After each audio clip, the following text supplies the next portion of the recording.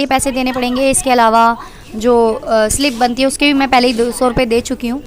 तो मैं जा रही हूँ पीसी के लिए डॉक्टर के पास, और डॉक्टर की हरकत देखकर आप दंग रह जाएंगे। तो मैं यहाँ पर लिफ्ट में हूँ, इसलिए मैं बात नहीं कर रही हूँ क्योंकि और भी लोग हैं लिफ्ट में मेरे साथ। तो 7th फ्लोर पर मुझे जाना है, और जब मैं जाऊँगी डॉक्टर के पास तो आप देखेंगे कि डॉक्टर ने मेरे साथ क्या किया कि मैं अंदर जा रही हूँ और डॉक्टर जो साहब हैं उन्होंने क्या कर रखा है, मैं 10 बार आवाज़ें दे रही हूँ लेकिन डॉक्टर सुन ही नहीं रही। टेस्ट करवाना है तो आपको पैसे जमा करने होंगे 250 रुपये, लेकिन मैं गवर्नमेंट के DAK के थ्रू आई हूँ, दिल्ली आरोग्य कोष के थ्रू, तो मेरा पूरा बिल पेमेंट गवर्नमेंट ही करेगी। तो उस दिन भी उन्होंने मुझसे 200 रुपये की पर्ची बनवा ली थी ये वाली। अब मैं फिर से नई पैसे देने वाली हूँ। तो अब मैं जा रही हूँ नीचे काउंटर पर जहाँ पर बिलिंग होती है। अब मैं लिफ्ट से नीचे जा रही हूँ ग्राउंड फ्लोर पर फिर से वापस। जब मेरा पूरा बिल गवर्नमेंट पे करने वाली है तो मैं इसको PAC के लिए बिल पेमेंट क्यों करूँगी। मुझे बिलिंग करानी पड़ेगी क्योंकि इनका कहना है कि बिलिंग तो करानी पड़ेगी आपको, सर्जरी के लिए PAC करवानी है। तो मैम यहाँ मैं बिल पे करने के लिए आई हूँ, पहले बिल पे होगा उसके बाद ही मेरी PAC होगी। मैम मुझे PAC करानी है। नहीं तो कहाँ पर बिलिंग होगी?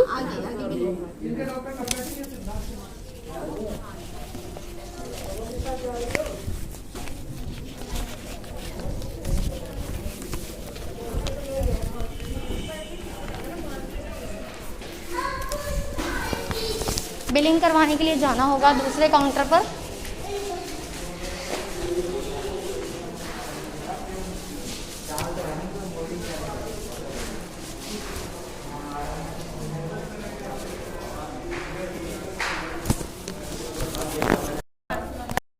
तो बिल पेमेंट मेरा हो गया है और अब मैं जा रही हूँ ऊपर PAC करवाने के लिए। बिलिंग मैंने करा ली है ये।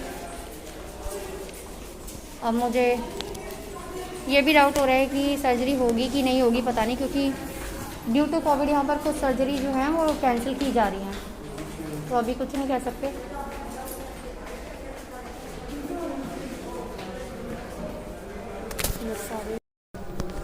जाना तो वो 7th फ्लोर पर है, लेकिन लिफ्ट से आप जाते हैं तो 7th फ्लोर के आप 17th या 70 फ्लोर पर भी चले जाएंगे तो पता नहीं चलेगा।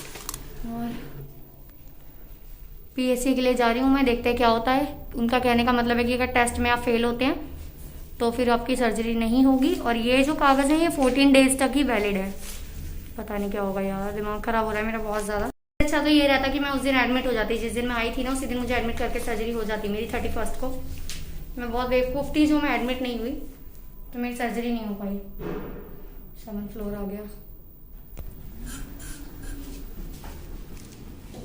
अब मैं जा रही हूँ PAC के लिए।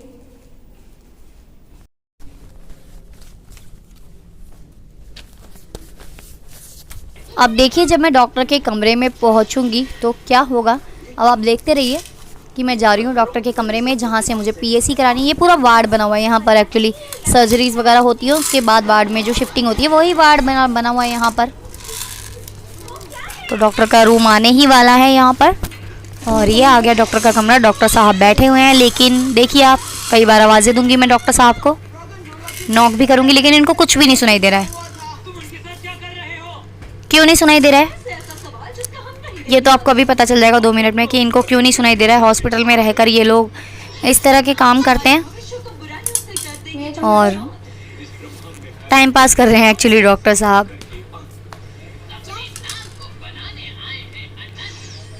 पता है आपको क्या कर रहे हैं डॉक्टर साहब? जब मैं बिल्कुल ही आगे चली गई तब डॉक्टर साहब की नज़र पड़ी मुझ पर, और डॉक्टर साहब ने फिर मुझे सॉरी बोला। ये देखिए ये महाशय मूवी देख रहे थे फ़ोन में और इन्होंने कान में लगाया हुआ था हैंड्स फ्री, तो इनको कुछ भी सुनाई नहीं दे रहा था। करा लिया तो अभी तो दिया सर। नहीं तो जीरो बिलिंग नहीं, जीरो की नहीं मना कर रहे, करेंगे तो होगा आफ्टर एडमिशन, फिर उसके बाद जो चार्जेस है वो नहीं लगेंगे।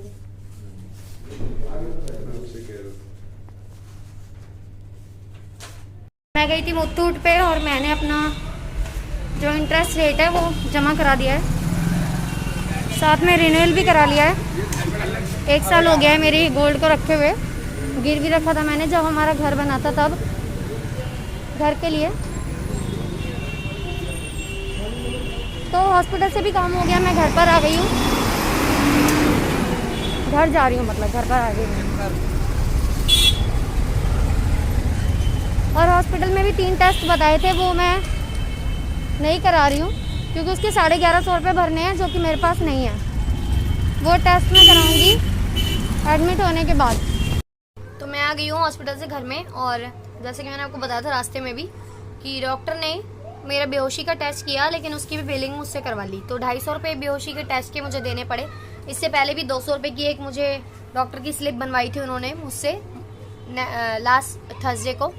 तो अब ये बेहोशी के टेस्ट के पैसे देने पड़े, जबकि मैं DAK के थ्रू गई हूँ। DAK यानी कि दिल्ली आरोग्य कोष, जिसके थ्रू आपकी सर्जरी फ्री होती है। तो सर्जरी फ्री होती है, सर्जरी से जुड़ी चीज़ें भी तो फ्री होंगी ना। अब मैं एक और, मुझे उन्होंने बोला कि 3 टेस्ट है, HCV, एक HIV और एक और टेस्ट है, वो भी आप करवा लो। अगर मैं वो टेस्ट आज कराती हूँ तो उन्होंने कहा कि 1150 रुपये की आपको पेमेंट करनी पड़ेगी। तो मैंने तो भाई वो टेस्ट नहीं कराए, क्योंकि मैं अब एडमिट हो जाऊँगी अब जाकर थर्सडे को, और कोविड भी चल रहा है दिल्ली में, बहुत ज़्यादा सुनने में आ रहा है कि लॉकडाउन लग सकता है। तो हो सकता है मेरी सर्जरी ना हो। अगर मेरी सर्जरी बाई चांस नहीं होती है 1%, तो वो जो पैसे मैं जमा कराऊंगी वो तो मेरे वेस्ट चले जाएंगे ना। तो इसलिए मैं तो कहूँगी भाई थर्सडे को जाके कि एडमिट कर लो मुझे, और उसके बाद ही आप टेस्ट कर लो जो भी करना है। एडमिट करने के बाद तो गवर्नमेंट मेरा खर्चा दे ही रही है ना, तो एडमिट करके ही आप मेरा टेस्ट कर लो, और उससे पहले आप टेस्ट मत करो। आपका तो बिल पेमेंट हो ही जाएगा, कोई भी दे, मैं दूँ या गवर्नमेंट दे, आपको तो पैसा मिल ही रहना, आपको पैसे से मतलब है। और नहीं तो एडमिट कर लो, 2 दिन एक्स्ट्रा रख लो मुझे एडमिट करके, अगर आपको टेस्ट 1 दिन बाद रिपोर्ट आती है तो। यही बोलूँगी मैं।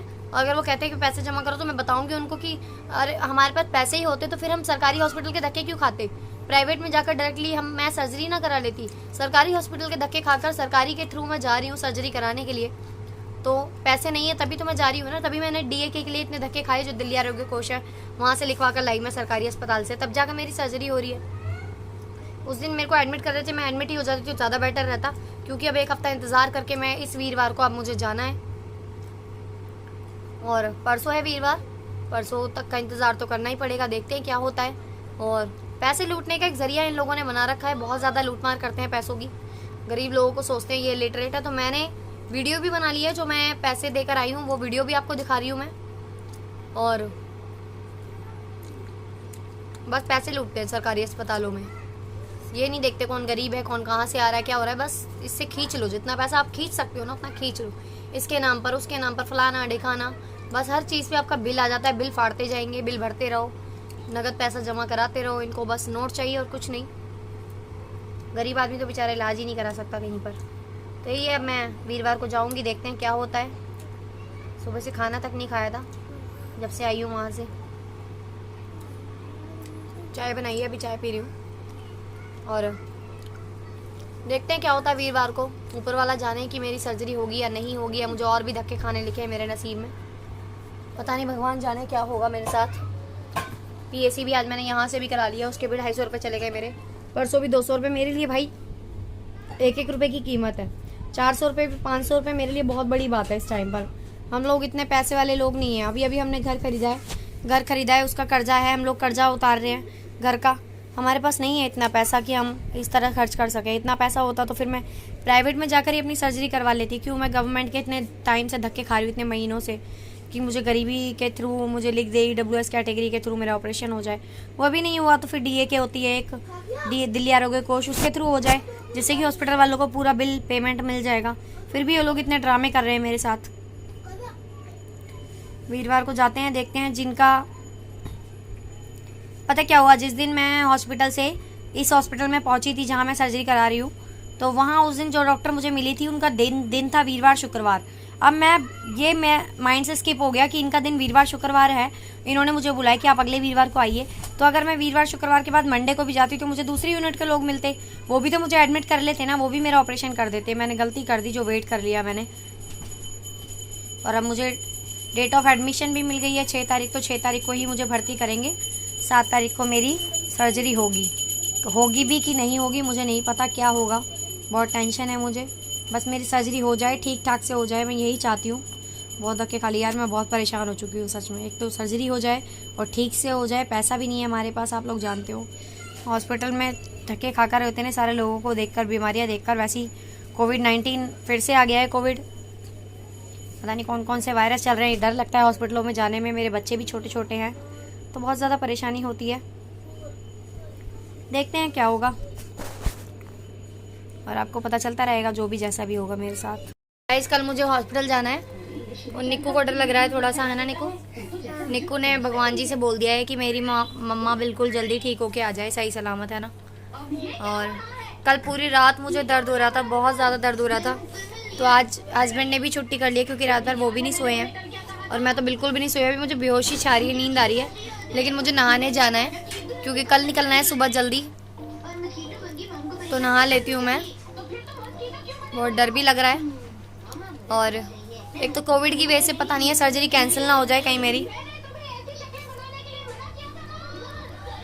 और निक्कू को बोल रही हूँ मैं, अपना ध्यान रखेगा। निक्कू है ना, निक्कू है ना बेटा? मैं जाऊँगी तो अपना ध्यान रखियो बाबू, और बहन का भी, ठीक है? और कोई भी फालतू चीज़ें छूनी नहीं है, बाहर नहीं निकलना, नानी को परेशान नहीं करना, ठीक है बाबू? फिर मैं आऊँगी 4-5 दिन में, ठीक है? रो रहा है तू? नहीं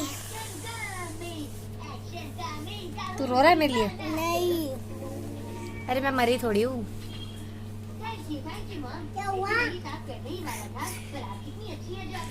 बस मैं ऑपरेशन करके आ जाऊँगी वापस जिंदा। कुछ नहीं होएगा, भगवान जी ठीक कर देंगे। भगवान को पता है तुम मेरे बच्चे हो, फिर तुम्हें कौन पालेगा, है ना बाबू? इसलिए रोना नहीं है बाबू, ठीक है? तेरे को टेंशन हो रही है? क्या सोच रहा है तू? क्या सोच रहा है कि मेरी माँ को कुछ हो जाएगा? हैं? कुछ नहीं है, ठीक हो जाऊंगी। छोटा सा ऑपरेशन है। चुप हो जा। अगर मैं अपनी किताबें नहीं संभालूंगा तो मैं सारी किताबें, टिश्यू पेपर एक्सचेंज रो क्यों रहा है तू? दे दूंगा। मेरे साइन, मेरा लकी चार्म, मेरे हाथ की स्टाइल। टेंशन मत ले तू, मैं ठीक हो जाऊंगी, आ जाऊंगी 3-4 दिन में। मुझे नानी के पास सो जाइयो, ठीक है? हाँ यही बात है, तो ठीक है। हैं? तू भी चलेगा मेरे साथ? मैं जानता हूँ मॉम क्या बैठ जा। बताते रही है। वहाँ पे बच्चों को नहीं ले जाते बाबू, बच्चों को नहीं, वैसे ही कोरोना की बीमारी फैल रही है ना? ठीक है, तू चिंता मत कर, सोच मत ज़्यादा इस बारे में। मैं आ जाऊंगी 3-4 दिन में। हाँ, मैं दोबारा बहस नहीं करना